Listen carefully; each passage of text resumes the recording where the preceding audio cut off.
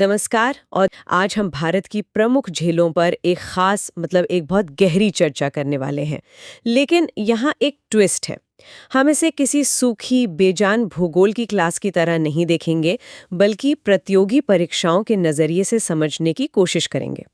हमारे पास कुछ दिलचस्प नोट्स हैं जिनमें इन झीलों के नाम और उनके राज्यों को याद रखने के लिए कुछ बहुत ही अनोखी और मज़ेदार ट्रिक्स दी गई हैं। तो आज का हमारा मिशन है इन ट्रिक्स की परतों को खोलना, ये समझना कि ये काम कैसे करती हैं और कैसे ये मुश्किल लगने वाले तथ्य हमारे दिमाग में हमेशा के लिए बैठ सकते हैं। तो चलिए इस दिमागी कसरत की शुरुआत करते हैं। बिल्कुल।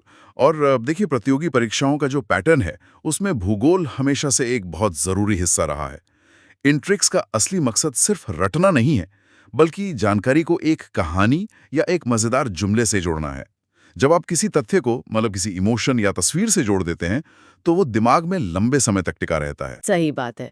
परीक्षा के तनाव में भी वो आसानी से याद आ जाता है। क्या बात है। तो देखते हैं कि हमारी पहली ट्रिक हमें किस राज्य की ओर ले जाती है। चलिए हमारे नोट्स में पहली ट्रिक देखते हैं। ये ओडिशा के लिए है और कहती है चील उड़ी। ये तो बहुत ही सीधी सादी है। चील से चिल्का, उड़ी से ओडिशा। पर क्या चिल्का झील से जुड़े सवाल भी इतने ही सीधे होते हैं? सवाल बहुत अच्छा है और इसका जवाब है नहीं। ट्रिक जितनी सरल है, इसके पीछे का तथ्य उतना ही महत्वपूर्ण है। चिल्का झील भारत की सबसे बड़ी खारे पानी की लेगून झील है और प्रतियोगी परीक्षाओं में सबसे बड़ी, सबसे ऊंची या एकमात्र जैसे शब्द जो हैं वो कीवर्ड होते हैं। अच्छा। यही शब्द किसी सामान्य जानकारी को एक संभावित प्रश्न में बदल देते हैं। आपने एक शब्द इस्तेमाल किया, लेगून। मैंने ये शब्द कई बार सुना है, लेकिन क्या हम इसे थोड़ा और साफ कर सकते हैं? ये सामान्य झील से अलग कैसे है? जरूर। लगून मतलब एक ऐसी झील जो समुद्र के पानी से बनती है। ये पानी का एक उथला क्षेत्र होता है जो किसी बैरियर जैसे रेत के टीले से बड़े समुद्र से लगभग अलग हो जाता है, पर एक छोटे रास्ते से उससे जुड़ा भी रहता है। ओके। तो चिल्का का पानी सीधे समुद्र से आता है, इसीलिए ये खारा है। ये इसकी भौगोलिक पहचान है। अच्छा, तो ये लैगून शब्द ही अपने आप में एक सवाल बन सकता है। ट्रिक आसान है पर फैक्ट गहरा है। तो सबसे बड़ी खारे पानी की झील हमने देख ली। हमारे नोट्स में अगली झील मणिपुर की है, जिसकी ट्रिक भी बड़ी अनोखी है। मणि गले में अटक गई, अटक से लोकटक। क्या इसकी भी कोई ऐसी ही एकमात्र वाली खासियत है? हाँ, और इसकी खासियत तो पूरी दुनिया में अनोखी है। लोकटक झील पर दुनिया का एकमात्र तैरता हुआ नेशनल पार्क केब्यूल लामजाओ स्थित है। एक मिनट, तैरता हुआ नेशनल पार्क? ये सुनने में ही अविश्वसनीय लगता है। इसका क्या मतलब है? क्या सच में जमीन का टुकड़ा पानी पर तैर रहा है? बिल्कुल। आप कल्पना कीजिए एक ऐसी झील जिस पर घास, मिट्टी और जैविक पदार्थों के बड़े बड़े द्वीप तैर रहे हैं। इन द्वीपों को फुमडी कहा जाता है। फुमडी? जी, फुमडी। और इन्हीं में से एक सबसे बड़े द्वीप पर यह पूरा नेशनल पार्क बसा हुआ है। ये न केवल सामान्य ज्ञान का, बल्कि पर्यावरण से जुड़े सवालों का एक बहुत महत्वपूर्ण टॉपिक है। वाह। मणि गले में अटक गई जैसी साधारण ट्रिक हमें दुनिया के एकमात्र तैरते हुए पार्क तक ले जाती है। कमाल है। चलिए अब उस राज्य की ओर बढ़ते हैं जहां झीलों की भरमार है, उत्तराखंड। यहाँ तो इतनी झीलें हैं कि नाम याद रखना ही अपने आप में एक चुनौती है। लेकिन हमारे नोट्स में एक पैटर्न बताया गया है, जिसके नाम के पीछे ताल, वो है उत्तराखंड का हाल।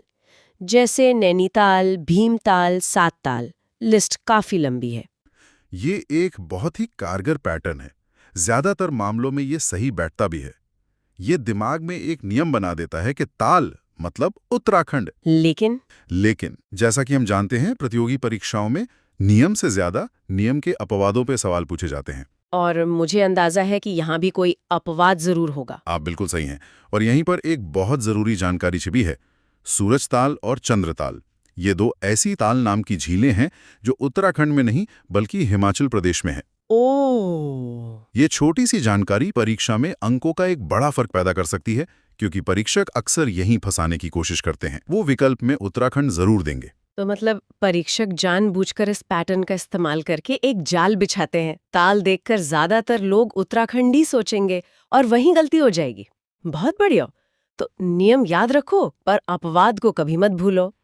अच्छा, जब हमने एक पैटर्न की बात की है, तो देखते हैं कि क्या जम्मू कश्मीर की झीलों में भी कोई ऐसा ही पैटर्न छिपा है? बिल्कुल छिपा है। और जम्मू कश्मीर के लिए जो ट्रिक हमारे नोट्स में है, वो एक मास्टर ट्रिक है, क्योंकि वो एक साथ कई झीलों को कवर करती है। ट्रिक है, डब्बू ने जम्मू में नाग देखा। एक छोटी सी कहानी की तरह। डब्बू ने जम्मू में नाग देखा। ठीक है, इसे खोलते हैं। डब्बू से क्या मतलब निकलता है? डब्बू के डर से बनती है डल झील, जो अपनी खूबसूरती के लिए मशहूर है, और वू से बनती है वुलर झील। वुलर झील, हाँ, ये तो भारत की सबसे बड़ी मीठे पानी की झील है ना? बिल्कुल, फिर से वही सबसे बड़ी वाला कीवर्ड आ गया। ठीक है, तो डब्बू ने हमें डल और वुलर झीलें दे दी। और नाग देखा का क्या कनेक्शन है? ये ट्रिक का दूसरा और उतना ही महत्वपूर्ण हिस्सा है। ये एक और पैटर्न बताता है। जिन झीलों के नाम के अंत में नाग आता है, जैसे बेरीनाग, शेषनाग, अनंतनाग, वे सभी जम्मू कश्मीर में हैं। क्या बात है! तो देखा आपने, एक ही लाइन से डल, वुलर और सारी नाग वाली झीलें कवर हो गई। मतलब एक ही लाइन में 3 अलग-अलग तरह की जानकारी छिपी है। ये तो सच में एक मास्टर ट्रिक है। कश्मीर की बर्फीली वादियों से अब रेगिस्तान की गर्मी की तरफ चलते हैं, राजस्थान। जी, यहाँ की ट्रिक कहती है, राज ने सांभर खाकर पीछे देखा। ये ट्रिक बहुत चालाकी से बनाई गई है। इसके हर शब्द में एक संकेत है। जी, राज से एक तो राजस्थान राज्य का पता चलता है, और दूसरा राजसंबंध झील का। अच्छा, सांभर से सीधे सीधे सांभर झील का नाम आता है, और यहाँ एक और सबसे बड़ी का खिताब है। देखिए। सांभर झील भारत की सबसे बड़ी अंतर्देशीय यानी इनलैंड खारे पानी की झील है। 1 मिनट, यहाँ थोड़ा रुकते हैं। हमने अभी ओडिशा की चिल्का झील को सबसे बड़ी खारे पानी की झील कहा था। अब सांभर भी सबसे बड़ी खारे पानी की झील है। इसमें क्या फर्क है? बहुत अच्छा सवाल है, और यही वो बारीकियां हैं जहां परीक्षा में गलती होती है। फर्क अंतर्देशीय या इनलैंड शब्द में है। चिल्का एक लगून है, यानी तटीय झील है जो समुद्र से जुड़ी है, जबकि सांभर झील चारों तरफ से जमीन से घिरी हुई है। इसका समुद्र से कोई सीधा कनेक्शन नहीं है। समझ गई। तो ये तटीय और अंतर्देशीय का खेल है। परीक्षा में यही छोटे-छोटे शब्द खेल बिगाड़ सकते हैं। अच्छा, तो ट्रिक में राज हो गया, सांबर हो गया, पीछे देखा का क्या मतलब है? पीछे देखा से हमें पिछोला झील याद आती है, जो उदयपुर की शान है। बहुत खूब। चलिए, अब भारत के दक्षिणी और पश्चिमी तटों की ओर चलते हैं। केरल की वेम्बनाड झील के लिए ट्रिक है, करेले पर बैम्बू उगा। ईमानदारी से बताइए, ये किसने सोची होगी? करेले पर बैम्बू? लॉजिक शायद यही है कि जो जितना अजीब हो वो उतना याद रहता है। लेकिन अगर कनेक्शन ढूंढना ही है तो वेम्बनाड झील अपनी लंबाई के लिए जानी जाती है।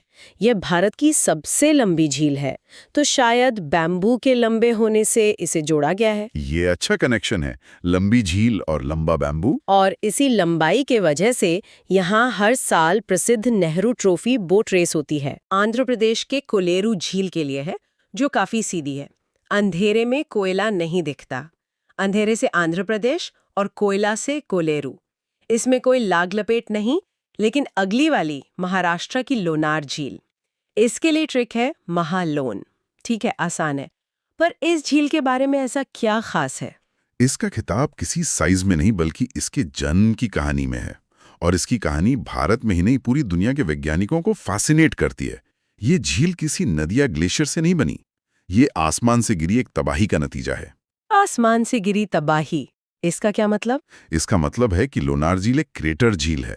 आज से लगभग 50,000 साल पहले एक बहुत बड़ा उल्कापिंड यानी मीटियोर धरती से इसी जगह पर टकराया था। क्या?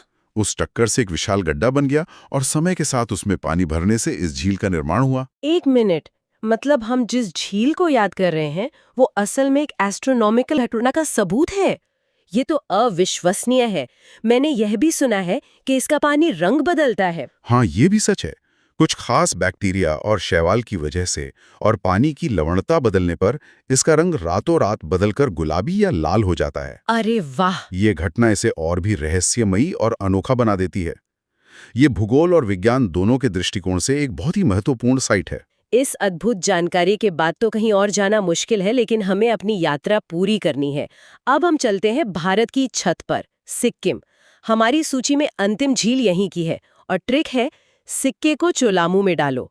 सिक्का से सिक्किम और चोलामू झील का नाम। और यहाँ ट्रिक से ज्यादा इसकी लोकेशन महत्वपूर्ण है। चोलामू झील भारत की सबसे अधिक ऊंचाई पर स्थित झील है। सबसे ऊंची? जी हाँ, करीब 18,000 फीट की ऊंचाई पर।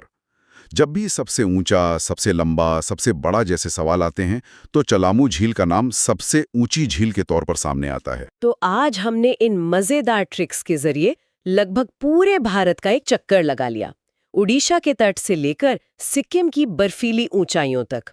इन ट्रिक्स ने यकीनन इन सभी नामों और उनसे जुड़े तथ्यों को याद रखना बहुत आसान बना दिया है। तो इन सब का क्या मतलब निकलता है? इसका मतलब ये है कि जानकारी को याद रखने के लिए रचनात्मक तरीके अपनाना बहुत प्रभावी है। ये सिर्फ तथ्यों को रटना नहीं है, बल्कि उन्हें एक दूसरे से जोड़ना है। जब आप लुनार को उल्कापिंड से जोड़ते हैं और लोकटक को तैरते हुए पार्क से जोड़ते हैं, तो ज्ञान सिर्फ सतही नहीं रहता, बल्कि गहरा और स्थायी हो जाता है। सही बात है। और यही प्रतियोगी परीक्षाओं में सफलता की कुंजी है, तथ्यों को समझना और उन्हें आपस में जोड़ना। आज की इस चर्चा से एक महत्वपूर्ण सवाल उठता है। हमने देखा कि कैसे भौगोलिक घटनाओं जैसे उल्कापिंड का गिरना या विशेषताओं जैसे कि ऊंचाई ने इन झीलों का निर्माण किया। अब सोचने का विषय यह है कि ये झीलें सिर्फ भूगोल का हिस्सा नहीं हैं, ये जिंदा इकोसिस्टम है। ये बदले में अपने आसपास के क्षेत्र की संस्कृति, अर्थव्यवस्था और लोगों के जीवन को कैसे आकार देती हैं। चिल्का के किनारे रहने वाले मछुआरे का जीवन उस झील के बिना कैसा होगा, या उदयपुर की पूरी पहचान पिछोला के बिना क्या होगी। लोकटक झील ने मणिपुर की संस्कृति को कैसे प्रभावित किया है। जब हम इन सवालों पर सोचते हैं तो हम ज्ञान को अगले स्तर पर ले जाते हैं, जहां हम सिर्फ तथ्य नहीं बल्कि उनके प्रभावों को भी समझते हैं।